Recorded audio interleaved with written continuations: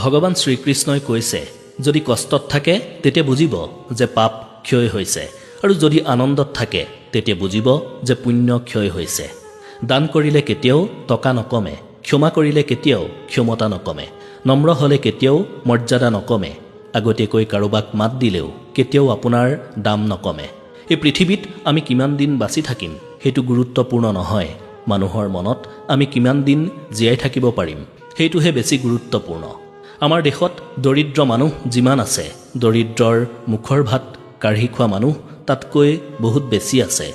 চৰাই পোক পৰুৱা খাই বাচি থাকে, কিন্তু চৰাই মৰি গ'লে সেই চৰাইক পোক পৰুৱাই খায়। এজোপা গছৰ পৰা লক্ষাধিক জুইশলাৰ কাঠি তৈয়াৰ কৰা হয়, কিন্তু লক্ষাধিক গছ পুৰি ছাই কৰিবলৈ এটা জুইশলাৰ কাঠিয়েই যথেষ্ট।